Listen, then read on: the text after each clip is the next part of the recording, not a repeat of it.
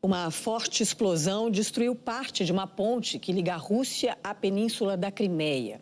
É uma rota estratégica que o governo russo usa para abastecer o território anexado em 2014 com suprimentos e equipamentos militares.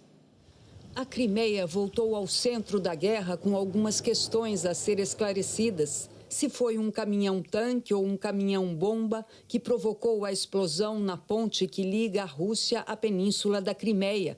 E se o motorista podia ser um kamikaze ou alguém inconsciente da carga que carregava, ou ainda se foi um míssil a atingi-la. A ponte de 19 quilômetros é dividida em duas, uma para trens e outra para veículos. A explosão aconteceu na parte rodoviária às 6 da manhã do horário local e derrubou 2 trechos de pista. Também causou o incêndio de 7 reservatórios de combustível de um trem que ia para a Crimeia.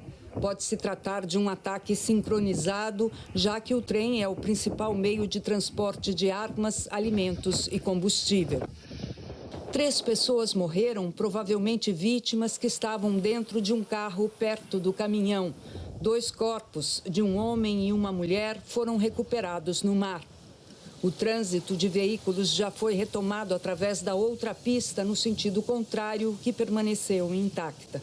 Vladimir Putin construiu essa ponte em 2018, 4 anos depois de ter anexado a Crimeia ao território russo, e a apresentou com grande cerimônia. Ela representa uma rota de abastecimento crucial para as forças russas que assumiram o controle da maior parte da região de Kherson, no sul da Ucrânia. O assessor do ministro de Assuntos Internos do governo de Volodymyr Zelensky disse que o dano da ponte é uma grande vantagem para todos os ucranianos. Complicará o fornecimento de alimentos, combustível e armas para a península e a região de Kherson. É apenas o começo, escreveu o conselheiro do presidente ucraniano. Mikhail Podolyak disse que a ponte é ilegal e que deve ser destruída. Tudo foi roubado e deve voltar para a Ucrânia. E sugeriu que a Rússia está por trás da explosão. Não é óbvio quem causou a explosão? O caminhão chegou à ponte pelo lado da Federação Russa. A porta-voz do Comitê de Investigação Russo, Svetlana Petrenko, informou que a explosão do caminhão não danificou o arco que atravessa o Estreito de Kerch, a via fluvial por onde os navios viajam entre o Mar Negro e o Mar de Azov. Os investigadores descobriram que o caminhão está registrado na região de Krasnodar, no sul da Rússia. Chegaram ao seu proprietário, que disse ter emprestado o veículo ao tio, mas a história ainda não convence. Por enquanto, Moscou está tratando o caso como um incidente. Assim, não dá ao inimigo o reconhecimento da sua força e também evita a escalada da crise. O presidente russo assinou um novo decreto para aumentar a segurança ao transporte no Estreito de Kerch. De acordo com agências de notícia russas, o decreto dá plenos poderes ao Serviço Secreto da Agência Federal de Segurança para organizar e coordenar as novas medidas. Uma semana depois da passagem do furacão Ian pela Flórida, muitos moradores ainda lidam com a destruição. Entre os 123 mortos registrados até agora, a maioria é de idosos, o que acende um alerta para os mais velhos em situações de desastre natural. Foi assim, com a água no pescoço, que o filho de Karen encontrou a mãe, de 86 anos, após a passagem do furacão Ian. Ela é cadeirante, não consegue se locomover muito e se recusou a ir para um abrigo. A enchente provocada pelo último furacão foi de 15 centímetros. Achávamos que seria assim novamente, conta John.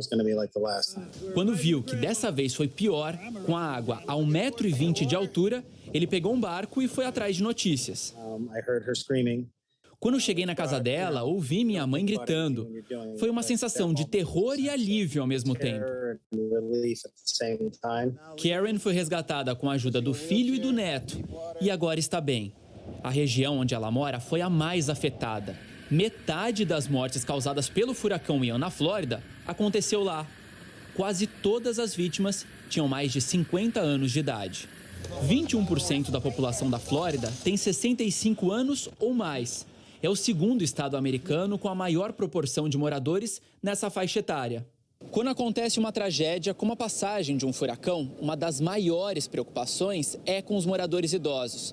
Alguns têm dificuldade em se locomover, outros, condições crônicas de saúde que exigem o uso de aparelhos médicos que precisam ficar conectados à energia elétrica, como respiradores. Mais de uma semana após a passagem do furacão, alguns moradores da Flórida ainda estão sem luz. Pelo menos um morador morreu porque ficou sem energia elétrica e não conseguiu usar o respirador que o auxiliava. Os moradores ainda estão voltando pela primeira vez para as áreas atingidas.